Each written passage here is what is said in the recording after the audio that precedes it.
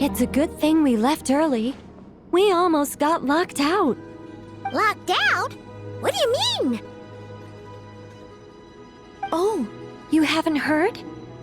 An invisible barrier has appeared around Sumeru's borders, cutting off all travel in and out. No one can leave and no one can enter. Sumeru has become a lonely island. Are the Fatui behind this too?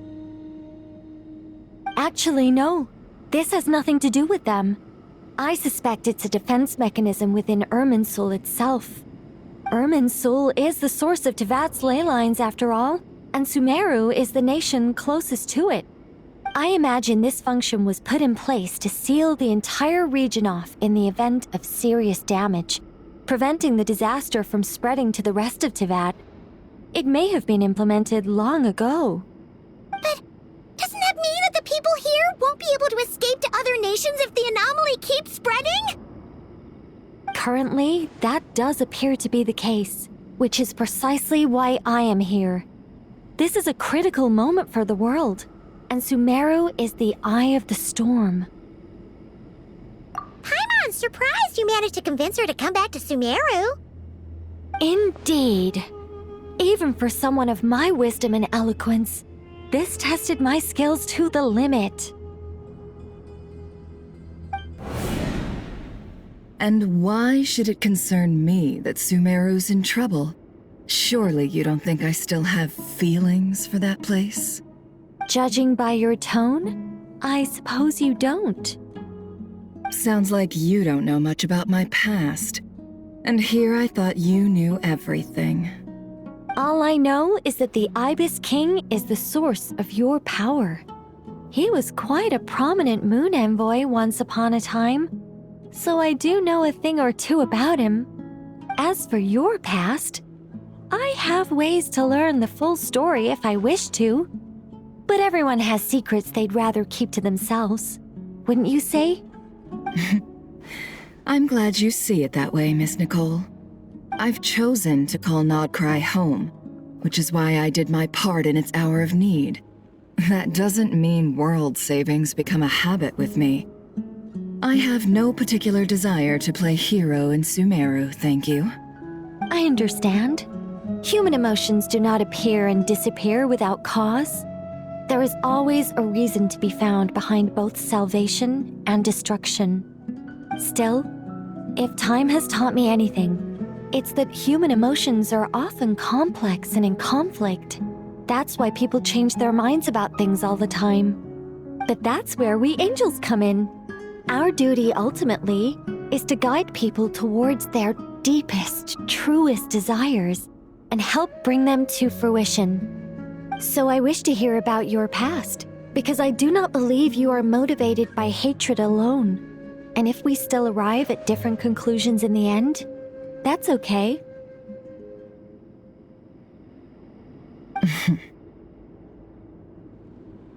I refuse. Wait, what? But I set the atmosphere and everything. Isn't this supposed to be the moment when we finally open up to one another? Is it? Maybe I'm not so good at reading the atmosphere. You're right, Nicole. There's more to me than just hatred. Had it consumed me, I'd be left stuck in the past forever, never living in the present. But I don't think that your guidance can change my mind. The all-consuming sands, the bloodshed, both deserved and undeserved. Those old emotions cling to me like a shadow. Do you wish to shake them off? No. I hope to remember them forever. Those emotions and memories shaped me into the person I am today. They'll always be a part of me. In that case, would you like to hear my perspective, at least? Sure. It's not every day you get to hear an angel's opinion. A long, long time ago, when the angels still walked freely upon the earth, I found life tedious. Monotonous work, lukewarm relationships.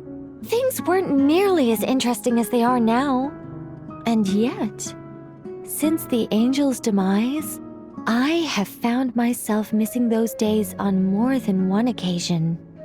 Human emotions are often attached to a person, a place, or an object.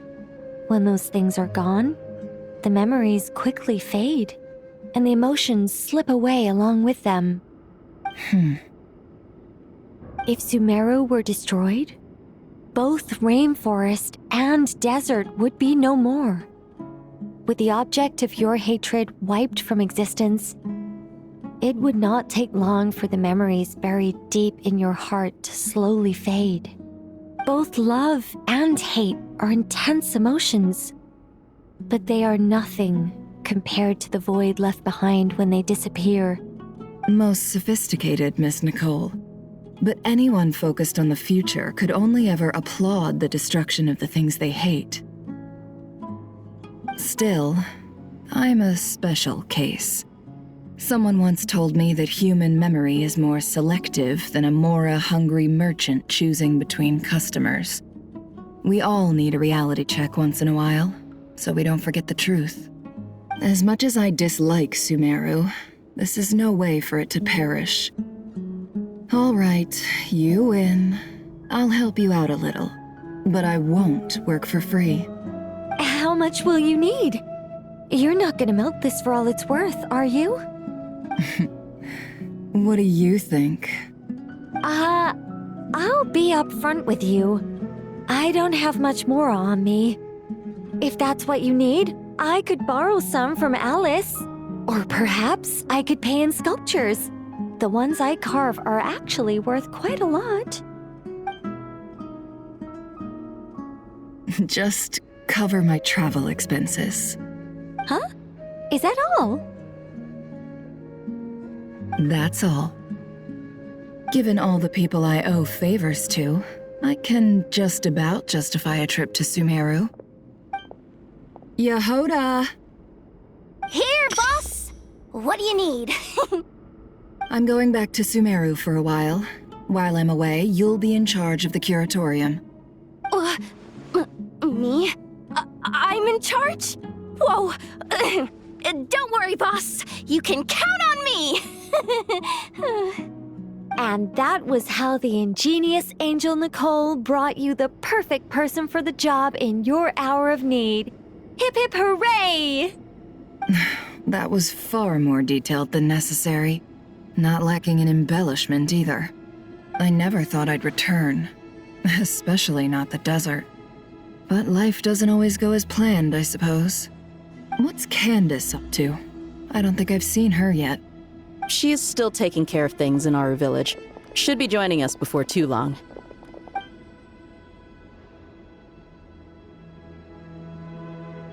Oh, and sorry. Hope we're not interrupting anything. We have some good news, though. We're planning to go to the mausoleum of King Deshret to look for the legendary Aru, then use it to try and restore the Akasha system.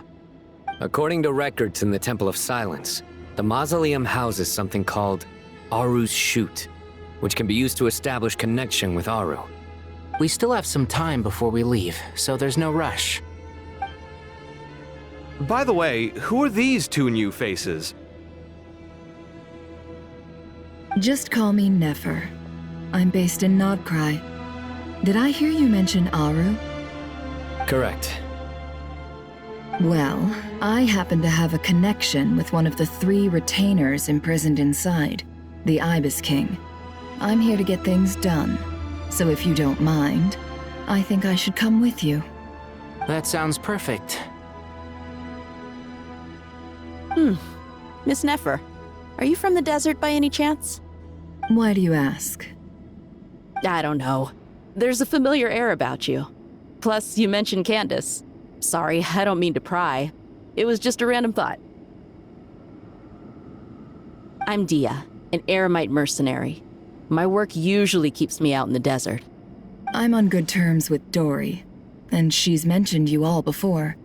It's nice to finally put faces to the names. However, my associate here is probably less well acquainted with you. Why don't you all introduce yourselves?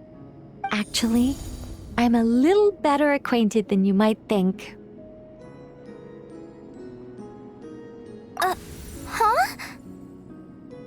Huh. Are my eyes playing tricks on me? It looked like you spoke without moving your mouth. Ventriloquism. I have heard tell of it before. What is it, Kale? It's you! You're the voice who's been speaking in my head, aren't you? You encouraged me to report my dreams to the Dendro Archon, and got me to recite that magic prayer. Mm-hmm.